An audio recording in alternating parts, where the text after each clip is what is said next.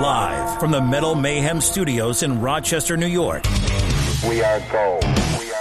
And heard around the world by metalheads just like you. This is Metal Mayhem ROC. Heavy metal music. Your weekly dose of metal music, interviews, album reviews, news, and more. Want to be part of the show? Send us a message through our website, metalmayhemroc.com, or hit us up on Facebook and Twitter. Search Metal Mayhem ROC. It's getting nice and heavy. Now, welcome our hosts, John the Vernomatic Verno and Metal Forever Mark. Good evening, everybody. It's Thursday. Welcome to this week's show. I'm the Vernomatic. Thursday nights, brand new content always drops. Visit the metalmayhemroc.com website. There you'll find direct links to Spotify, Apple Podcasts, Stitcher, however you consume your podcasting content. It's there. Download past shows, subscribe, review. That kind of stuff helps the bottom line. Sign up to our email newsletter list. There you'll receive weekly updates on new shows, merchandise, and promotional contests. Well, tonight we're back to original content. We have a new show segment that we were proud to introduce. It's called The History of Heavy Metal.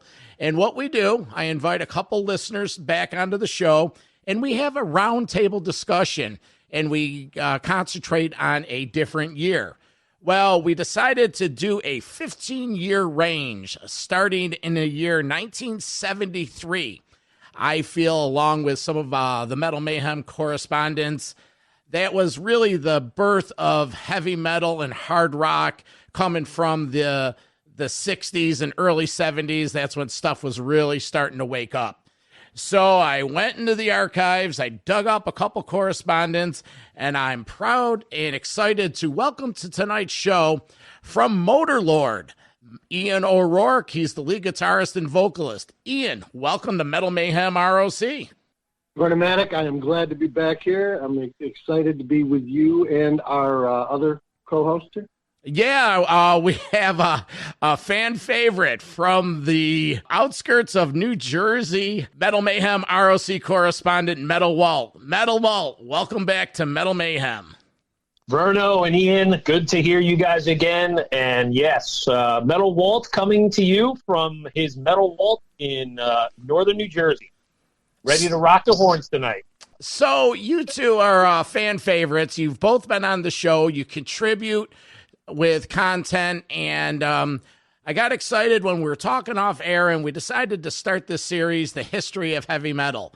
Tonight, we're going to tackle the year 1973, and with that, we've decided to, give you listeners our opinion, our interpretation, our favorite bands of the era, and what we know as experienced rockers, what was going on then, and just share our history.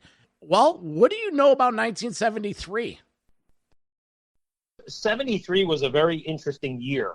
It was not uncommon for bands to release sometimes 2 albums in 1 year. And I think there's a testament that several bands released multiple albums that year. And again, that was a sign of the times. I think you saw a lot of the heavy hitters from, let's say, the UK, and maybe even Europe, continuing to follow up with releases that came out of the early 70s. And I think you saw a lot of, let's say, debut albums, and also some really interesting information that kind of flies under the radar about, let's say, bands that have their origins in 1973, but maybe didn't release music that year. So I think there's definitely a lot to cover, and should be a good discussion. Ian, you're a little younger than us. You're in your early 50s, I believe. What do you remember about 73, and what's your experience with some of the bands and the music from that era? I will be 50 this September. 73, like Walt had just said there, when you look at the biggest thing with this is, and you have to not discount the fact that a lot of the bands that released debuts or that would come to be well-known bands for us got their origins around the same time as the big heavy hitters, the Zeppelins, the Sabbath, the Deep Purple, And then I had mentioned you guys off air, even Uriah Heep. You know, when you look at those 4 bands from the UK, now when you start seeing what is coming after them, you can see the shape that they made, what they caused in their wake for what was going to the next level of hard rock and eventually heavy metal be for us to listen to. So I mean, there's a lot of really good stuff that people should really take the time and go back and check it out. What are some of the bands some of your favorites from that era? What bands should we be checking out? What are you digging? Well, the first and foremost album, believe it or not, that is my ultimate favorite from that time period is the debut from Montrose. And if you go back and you listen to bands like Judas Priest, bands like Iron Maiden, Van Halen, you know, that was a seminal album in that new direction. But aside from that, I mean, you had the debut albums from Queen, you had the debut albums from Aerosmith, you had, continued growth from bands like Nazareth and Uriah Heep, and, just so many great bands that really still stick to me personally to this day. But Montrose, that self-titled debut, is probably the pinnacle for me when it comes to that year, just because sonically it was completely different than everything else that was out there. Oh, I agree. That's the American side of things. Walt, let me ask you this. You're pretty knowledgeable on the European and English side of things. What was going on in 73 with the European bands? Yeah, so I think a couple big things to call out here. I think you have, some heavy hitter bands bringing out some, let's say, albums that, in my personal opinion, are met with mixed reviews. I think, you have the infamous Led Zeppelin album, Houses of the Holy. I think Deep Purple, Who Do We Think We Are? That was a big release, and that came out very early in the year, in January. Now, commenting on that Deep Purple album, I think this was a changing time for that band in looking at the track listing and, let's say songs that people would be familiar with. The only one that really is called out is Woman from Tokyo, that to this day, some 40-something years later, is still a mainstay on classic rock radio.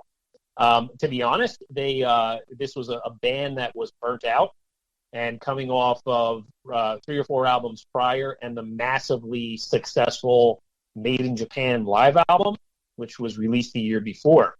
I think this was just a tough nut to crack in terms of really making a killer follow-up. And truth be told, that was the demise of the band, at least from that particular lineup, the classic lineup. As time moves on, that actually was the last release with Roger Glover and Ian Gillan. And they moved on to eventually what would become the Coverdale Glenn Hughes lineup, and Burn was released the next year. So I think that was a big milestone for that band. I think for Black Sabbath, it was their 5th release, I believe it was, Sabbath Bloody Sabbath. And, any metal fan will testify to this, that this was also a sort of a new period of sound for that band. They had, again, come off the very successful Volume 4 album. And in thinking about the tracks on the Volume 4 album, they were just very down-tuned and doomy, very crunching type riffs, just loaded all the way through that album. Sabbath Bloody Sabbath had the introductions of keyboards. It had the introduction of, let's say, orchestration in it, like Spiral Architect, that had, could have been, an orchestrated type song. And I think this was also something you saw through the album where the riffs were turning into, let's say, more melodic riffs than sort of the down-tuned riffs. So I mean, think of the main riff in Sabracadabra. That song, it's very happy, it's very upbeat, and a very big change in course for them. So again, I think that was another key pivotal release from that year. Yeah, that was the period. Now, that album almost came out. It was in December of 73. And again, that was the period these bands are releasing 1, if not 2 releases a year.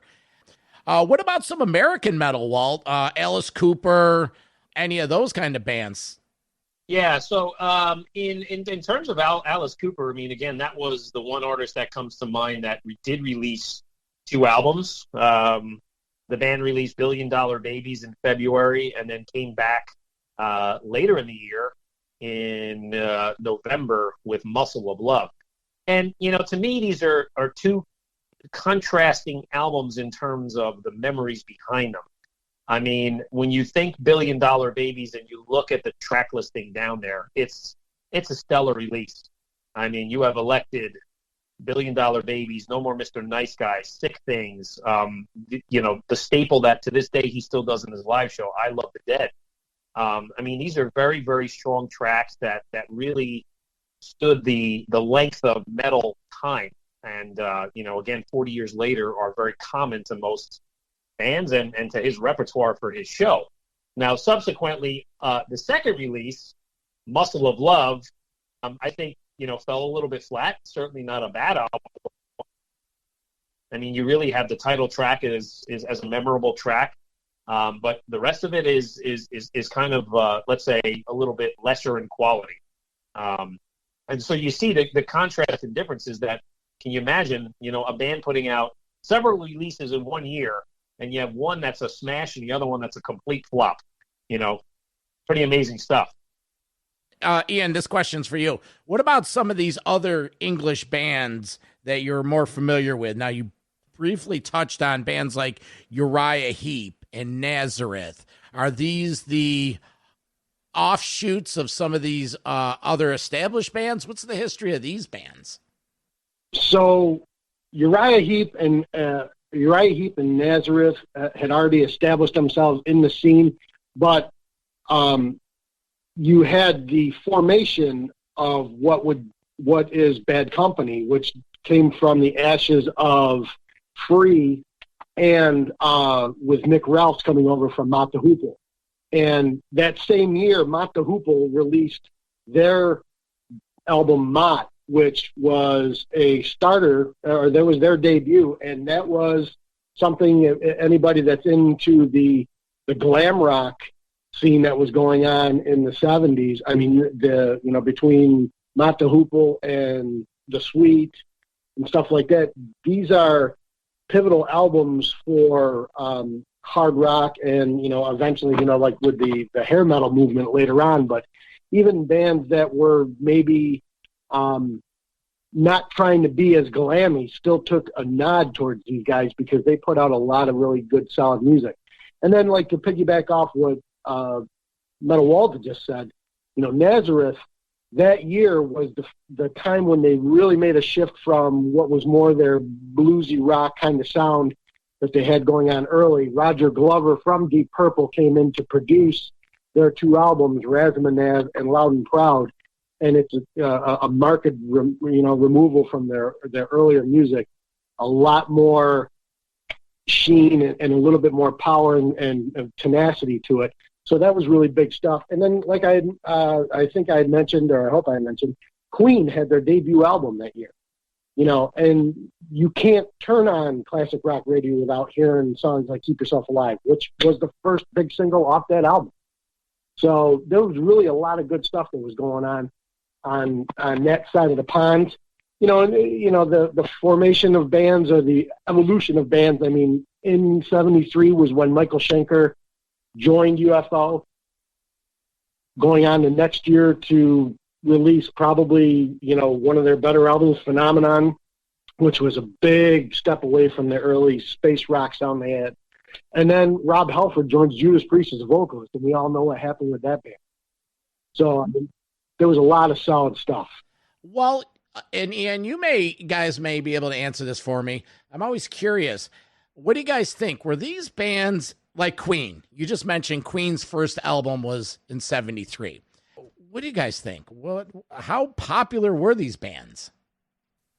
I honest to God think that when you're talking in regards to Queen was an anomaly based on the fact that they were completely different. Even as much as there were grand compositions by Led Zeppelin or even Uriah Heep, any of those bands at the time, when Queen came onto the scene, they were doing something that was completely different than everybody else and wrapping it up in a hard rock veneer. If you ever get a chance and you go back and you look at some of the early concert footage, when they did the original version of We Will Rock You, it sounds like a thrash song. It's just Palm Mutant chugging all the way through, and Freddie Mercury's up front, commanding the crowd like he always did. So I think that with Queen, it was just that they were so dynamic and unique in their own way, but still grabbing from all of the same elements that these other bands were, that they really just stood right out. And that helped them propel them, going forward down the road, even after the demise of Freddie Mercury. What's your take, Walt? Yeah, I would second that. If I may add, I think to add on maybe some additional, let's say, flavor to the way this discussion is going, I think you also had, let's say, additional bands that were getting their origins. And I think that's a very key thing to touch on here. It's not just about the releases specifically, but, who started, maybe who was breaking up. And doing a little research here, I think Ian called out Bad Company. But little known facts here. AC/DC got their start in 1973. It was later in the year, but it was the time when the Young Brothers formed their first variation of AC/DC with Dave Evans on vocals. Another one that gets called out that maybe is not, let's say, specifically associated with 1973 is Kiss. Kiss was originally called Wicked Lester, and they put their original demo out in 1972, and then shortly after that, in the beginning of the 73, is I believe when they got signed and recorded their debut album, which was then released a year later. Well, excuse me. Well, that Wicked Lester, they had different guys in there. So that band was retired, and then Gene and Paul started over, and then they got Paul or Ace and Peter. So it was a different band. Okay. I think, my last one that I'm throwing in here is I did not know this, and I'm a major Rush fan, but Rush also debuted in 1973. And there's a fact out there that they played their first ever concert with the original lineup with John Rutsey on drums late in 1973, opening up for the New York Dolls in Toronto. So again, I think we can all see here that it's, the theme here is that, you have the origins of a lot of really classic and bands that have been around for a long time. It really made a footprint in the music scene. Oh, sure. It's not just, first release date 73, because like going back to Judas Priest, they were doing, even though their first album wasn't until 74, there was demos out, and there was not commercially released singles, but they were in the studio recording, and, when Rob took over vocals, so it's a slippery slope. 73 isn't the exact born on date of these bands, but I get what you're saying. Now, more Canadian bands, you had bands like, I think BTO were coming around at that time. Max Webster, some of those bands, Frank Marino, Mahogany Rush. I'm not sure if Frank Marino was 73, but, you guys know anything about any of these Canadian bands? Well, yeah, I was actually gonna pipe in after Walt had gotten done speaking, but yeah, BTO and Max Webster. I mean, Max Webster with Kim Mitchell. I mean, might as well go for a soda. You can't turn on your fucking radio, in the 70s and 80s without hearing that song. So I mean, he really, that was some cool stuff. And not to be discounted, but when we were talking off air, one of the bands that I think we all know about, near and dear to us, Journey, with Neil Schon and Greg Raleigh, they got their start, 73. Cheap Trick, is another big band. Kansas was another big band that their formation, is documented as 73. And, you can't oversimplify the importance of a band like the Dictators that got their start. Not only their impact on punk because they were a key influence for the Ramones, but Ross the Boss, ended up going on later to help form Manowar. So, I mean, there's some pretty distinct musical roots that stretch back to 73. And you can see where, as Walt had mentioned too as well, the growth that was starting to occur musically, even though some bands were deviating to a more, let's say, radio friendly or they were, having more pop ideations or experimentation, whatever it may be that was going on. But in the core of the hard rock that was around, there was still that intensity, that tenacity that people were still driving forward. And that was going to be something that was going to carry from year to year to year to year as it goes forward. And I think that's the interesting part about this discussion. We're going to see that as we keep going. I never knew that Ross the Boss was in the Dictators. Oh, yeah. Yes. I didn't know that. Yep. And so was Marco Mendoza. Or not Marco Mendoza. Mark Mendoza, the bass player from Twisted Sister. Oh, Mark the Animal Mendoza. Yes. Yeah. Yep. He was a bass player. Part of the shtick was the one guy used to dress up in a leotard like a wrestler. There was the lead singer. And you had him who he was not a easily intimidated individual, I guess, based on his size. And then you had Mark Mendoza on bass, who was also an intimidating form with his size, playing bass in the band. And then the funny part is then you got Ross the Boss, who's, this little New Yorker sitting over on the side just wailing away on his SG. So, yeah, got some pretty cool stuff there if you ever get a chance to go back and check them out. Mm. Wow, that's interesting because, I think this exemplifies that, 1973 just isn't the big, the Deep Purples and the Sabbaths and the Zeppelins. They were well on their way into their careers. It's more the start of some of these bands that came along later in the decade. I can't get over that. I just never knew. I guess Vernomatic has to do his heavy metal homework a little better. I didn't even know Ross the Boss and Mark Mendoza were in the Dictators, and they were like a punk band, weren't they? They were like a.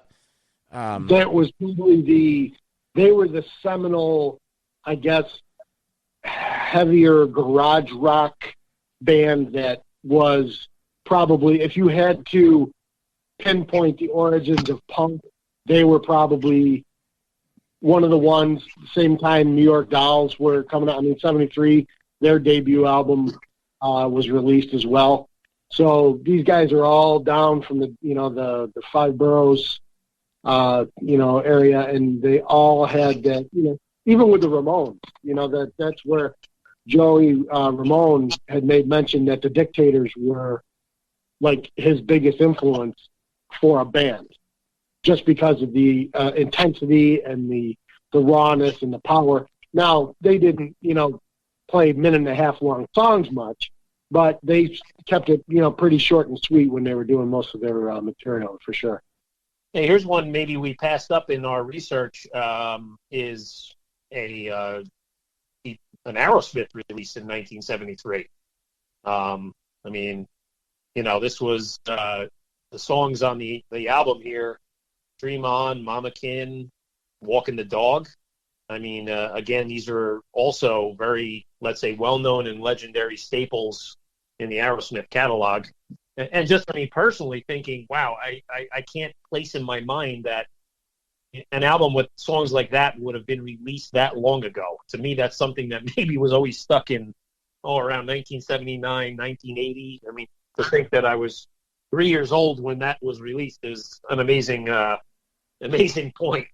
Well, what's cool about that is, some of those songs off that Aerosmith debut end up as covers 10, 15 years later. Rat did Walking the Dog, either on the EP or the first one. Guns N' Roses, they did a couple covers that was on some of their albums. And it's not necessarily, do you guys consider it heavy? What's heavy for 1973? Yeah, I think, Berno, we had a prior episode where we debated some newer tracks to say, is this metal or is it not metal? This reminds me of that debate.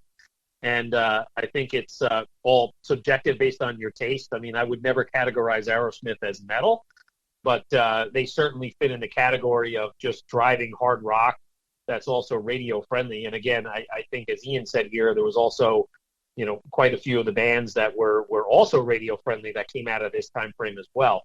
So you can certainly match up in that perspective. What do you think, Ian? What other stuff are you into from that period? Any of your favorites? Any Mount Rushmore bands? What's your go-to from that era? Well, not to discount, you had mentioned before, and that was something that I had tried to deviate just a little mention to when we first got started. But, Judas Priest origin date back to 69 when, bands like Sabbath and Zeppelin were, plotting the demise of pop music, for the rest of the world. But Aerosmith was another band. 69 was, basically when they got their start. And they were, just like these other guys, honing, their skills and fine-tuning their chops. And that's where a lot of the sonic differences is. They were all really just, even like I said with Nazareth, they were very that, Free or Humble Pie, they had that edgy kind of blues rock thing going. But now you get past the beginnings of the 70s, past the releases, the monumental releases by Sabbath and Zeppelin and Purple and even Uriah Heep, as I had mentioned before.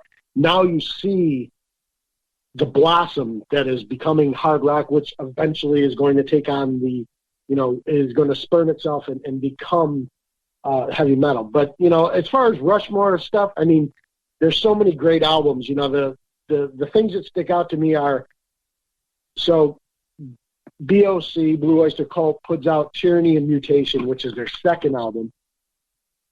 The first album was a little bit more psychedelic feeling. It was not as, Tyranny and Mutation definitely starts to put them on the map. You can see where they are an American, as people used to say, these were they were the American Sabbath, so to speak, with what they were, their, the riffage and the song titles. Leonard Skinner, it's not, it's not metal, but as far as Southern rock, the hard rock side of things, Skinner put out their debut that year. You cannot discount that band just for what they did in that short period of time. And the impact is still held later on. So that's another one that kind of falls on the list. Budgie, big change for those guys. And they are a band that, the mighty Metallica even draws influence from Budgie, particularly Cliff Burton when he was alive. Their second album they put out, huge difference from what the prior album was. So you take that into consideration with some of the ones we mentioned before. If I really had to pick a Mount Rushmore, I definitely got to go with the debut from Queen, the debut from Montrose. I'd probably pick the debut from Aerosmith, and I really kind of got to go Loud and Proud by Nazareth. Those four albums right there would put somebody well on their way to getting a full understanding of just what was going on at that time period in hard rock. You mentioned Michael Schenker and UFO earlier, but the Scorpions, their first one came out in 72 with the Lonesome Crow. And then, in 73, that's when Schenker left and Uli Roth came into the fold for the Scorpions. Now that's that period. You talk about a band it has multiple chapters. I think it parallels like the Judas Priest. They both bands had their 70s. Every album they built on their catalog, and then they had more commercial success in the late 70s and early 80s. You guys into any of that early Scorpions, Lonesome Crow, Taken by Force, Virgin Killer, any of that stuff? Pass for me. That's a hard pass. Not a Scorpion fan? No, I was going to basically just say I'm familiar with it, but not really. I don't know a whole lot about that era. Oh, okay. Ian? So I will agree with you. I mean, and there is a line of similarity between, the early Priest before they released even with the release of the first album, Rock and Roller to me in 74, we'll get to that, I know, eventually. But definitely a little bit more reserved hard rock.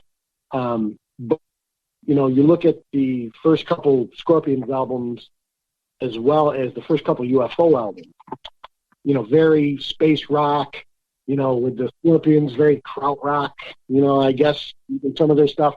But by the time they get to, In Trance or Virgin Killer, like you mentioned, I mean, now you're seeing things completely different. By the time they get to Taken by Force and they put out the Tokyo tape that next year, I mean, now this is a band that's really causing a lot of noise, and they're making some amazing music at the same time. And I'm sure that, that's something we'll definitely, I know we'll keep that in the future. Space rock. That's a great adjective, but it's true. Another band or artist, Ted Nugent. He was came out of the 60s with the Amboy Dukes, and it was right around 73 where it switched from the Amboy Dukes to Ted Nugent in the Amboy Dukes, and then Nugent went solo. So, any of you guys old Nugent fans? From the beginning, Amboy Dukes, even though they had the one song. Yeah, I mean, I can say I'm a very big Nugent fan. I can honestly say I only know a few of those Amboy Dukes songs from, Journey to the Center of the Mind and maybe a few others. But yeah, I mean, I think that also was a pivotal time in 73 with a release. And I think shortly after that, maybe within a year or two, is when Nugent went, kind of solo and broke out. And we know what is history. I mean, Double Lap Gonzo a little bit later. And he was, I mean, probably he and Peter Frampton were probably the two biggest rock stars in the mid to, 75, 77 period of time there. So it was definitely a stepping stone for him to come out on his own as a solo artist, no doubt. Yeah, I'm not very familiar. I mean, I know of some of the album, or some of the material, Call of the Wild, and then what was it, Fang, Tooth, and Claw, I think was the next one, which is the last Ted Nugent and the Amboy Dukes, and then he, goes solo. You can start to see the stepping stones of what would become Nuge down the road. I think he always was trying to be upfront in what was going on musically. When he was doing stuff with the Amboy Dukes, even with Journey to the Center of the Mind, I mean, you're talking, the guy was still cranking Fender Twins with that Birdland guitar and creating the most amazing, feedback and sustaining distortion that, that was around at the time. But, that's another thing, that we really didn't touch on. The technology of being able to capture these bands was changing from year to year to year. You started having where you used to go into the studio, say, like the Beatles, and you would have four guys with like two mics in a room. And whenever it was time for the vocalist to come up and do his spot singing, he'd step closer to the mic. I mean, that's how they did a lot of stuff early on, so there wasn't a whole lot of huge change until you got to the later 60s, then you started to see, okay, well, these guys are playing their instruments a lot louder than they used to be. We need to find a way to make sure that we're capturing that appropriately. So now you started having them go into larger studios where they had isolation rooms and they were able to do things. And now you have more mics that are being brought in because of more amps, bigger drum kits, those kinds of things. That's going to make a huge difference on the sonic template that you're going to be laying down, when you're recording. Wow, that's something I never took in account. That's the musician in you coming through. That's a great point, Ian. Props to you. I think 73 also was probably a time that, you probably started seeing the evolution of maybe bigger concert type settings. I mean, you're far removed at this point from, let's say, the festivals like Woodstock or Isle of Wight from the late 60s, but you're probably in that space now where you're seeing bands packaging up and you're getting maybe 4 or 5 of these bands on one bill going across the country. And I think it's a time, we've all seen the posters and the memorable pictures and YouTube videos online, but how many times have you seen bands like that came out of this year headlining Madison Square Garden or, somewhere in a field out the California Jam or Wembley Arena in London? I think it was also born of the time of, big stadium rock really, really starting. Oh, sure. Zeppelin, some of those outdoor shows. I think it was Zeppelin, Song Remains the Same at Madison Square Garden in 73. And you're right. This may have been the start of the arena rock stuff. These tours bunched together that you mentioned. Yeah, and the one thing that I'd like to add on to that, I had mentioned before, with the formation of bands, that Journey actually became Journey in 73. If you ever get a chance to go back and try to do some researching, I can't remember if I think I stumbled across it on YouTube, but prior to them releasing their debut album, which I think might have been early 74, they recorded a live show in Hawaii, and it's actually done the old way that they used to record stereo live for, auditoriums or stadiums or anything, where they actually recorded, and the guy that was doing the dissertation or the information about this recording actually tells you that there is a live mic out in front of the stage left, and then there's another one stage right. And what they did was they measured them off equally so that way they could capture the left and right stereo spectrum sound of a live recording. And that's how a lot of live albums early on were done.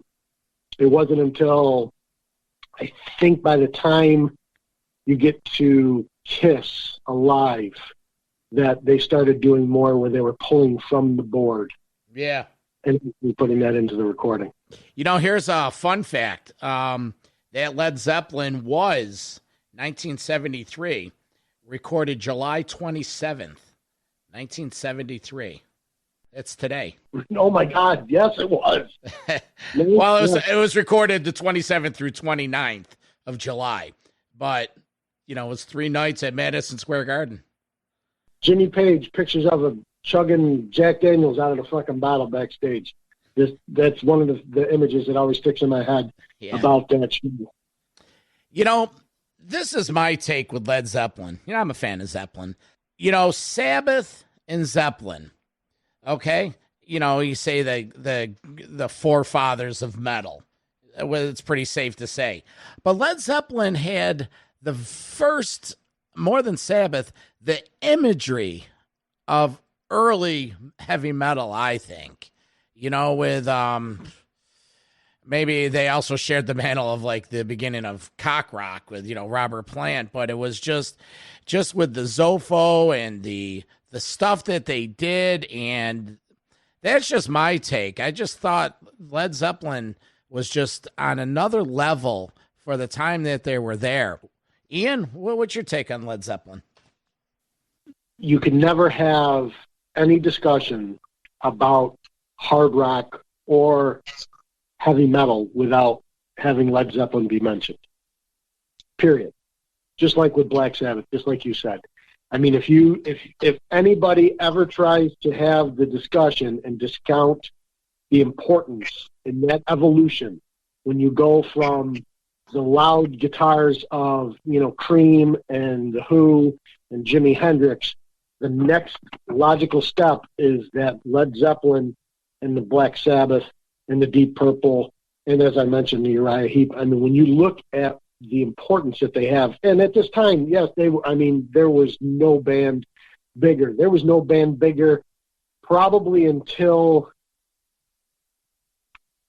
if you had to argue, probably until the late 70s when AC/DC was really starting to get, they were kind of getting that kind of momentum behind them. And then, as you and I, both agree on, I mean, the Mighty Van Halen, when they came later, but Zeppelin in 73, I mean, the Houses of the Holy, the live concert video itself is a seminal, it's one of those monumental things that us as fans, you enjoy it. It's something that you would, have to say, oh yeah, definitely. You probably, when we were in our teens, saw it umpteen times, just like we did with The Wall and, Tommy and all those movies back then, because we just wanted to soak as much in as we could. So, yeah, I wasn't a huge fan of the album at the time. There was a lot of funk influences somehow in there, but it still had some really solid stuff, and you can never go wrong with listening to John Bonham play the drums. Well, Metal Walt, any parting shots before we let you get back to what Metal Walt does on Tuesday nights? Here's a little way to maybe wrap up 1973, okay? Yep. I just took a look at, let's say, the highlighted releases that, all the sites call out. And if you think about, let's say, the songs that were popular then and are still being played 48 years later, the list is bigger than you think. And I'll just read off a handful. But now tell me this isn't Q1043 or something you hear on Sirius XM, over and over. Probably don't want to hear these songs again, but they're out there. And that just tells you how these songs and these bands really, have stood the persistence of time. I mean, Dancing Days in the Ocean from Zeppelin, $1 Billion Babies, No More Mr. Nice Guy. I mean, when you get into the Lynyrd Skynyrd piece, which we didn't touch on, Tuesday's Gone, Give Me 3 Steps, Freebird, Woman from Tokyo, Dream On, Mama Kin, Rock Candy. I mean, that's a playlist right there for about 2 hours. And, just think that this came out of one calendar year of music. I think that's an amazing feat to look back and say it was a pretty, let's say, memorable year. Freebird was on Skinner's first album? So it says. Maybe we need to research that further, but yeah, no, that's awesome. Oh, I agree. They don't call it classic rock for nothing, but that's why we do this. It's like just us getting together as friends and hard rock and heavy metal heads. We educate each other, and hopefully, something to share with the listeners that maybe they didn't know either. Because I could listen to you two all night. This is true. I mean, through this exercise, if you think about it, right? Like, I had to research. I couldn't think of anything off the top of my head. Oh, what was 1973? All right, I know there was a Sabbath, a Purple, a Zeppelin. Yeah, of course. But you really had to read on it to really be familiar with the specifics of it. Mm-hmm. So I think it's actually a cool thing to really do like a deep dive in there. Ian, any parting shots? Yeah, I mean, I definitely have to agree. I did have to do some research. I was fortunate enough, as I had discussion with Vernomatic previously, I kind of went on my own spiritual reawakening several years ago and delved back into a lot of the music of the the 70s, a lot of the stuff that would be part of the influence and impact for writing with MOTORLORD. But yeah, I mean, to double on what Metal Walt said, I mean, you think about the albums, I mean, you know, ZZ Top, you know, playing on the radio, you know, I mean, you're talking Trace Hombres had LaGrange and I forget the other one now, it just escaped me. But I mean, you can't turn on classic rock radio without hearing LaGrange. You know, Riding the Storm Out by REO Speedwagon. That song came out on that album in 1973. Yep. We all know and love the live version with Kevin Cronin singing, but the song originally was out in 73. I mean, and that's a badass song. You know, so I mean, there's just so much good material, and you know, like I mentioned to you, I think any of the listeners that tune in, they owe themselves the opportunity to go back and maybe rediscover some of this stuff and just listen to how music has evolved. But during that evolution, there were some gems that were created. So I'm glad we're doing this. All right, guys. Well, thanks for joining me tonight, and I'm sure both of you will be joining us again as we continue this history of heavy metal here on Metal Mayhem ROC. Metal Walt, thank you. Ian from MOTORLORD, thank you. And, you know, we'll be in touch. It was awesome. Ian, you were awesome, man. Depth of knowledge. Likewise, brother. I enjoyed this. Well, I am humbled to be in the presence of greatness with you and the Vernomatic being able to do this. But this was a blast, and I can't wait for the next one. Yeah, sounds good, guys. Okay, so that's Metal Mayhem ROC, and we will see you next week. Thanks, folks. Metal for life. Thanks for listening to Metal Mayhem ROC. Check out our websites at metalmayhemroc.com and metalforever.com for information on upcoming concerts, podcasts, archives, and all sorts of info. Please like, follow, and share with everyone, even your non-metal friends. Catch us next time on WLFE DB Radio.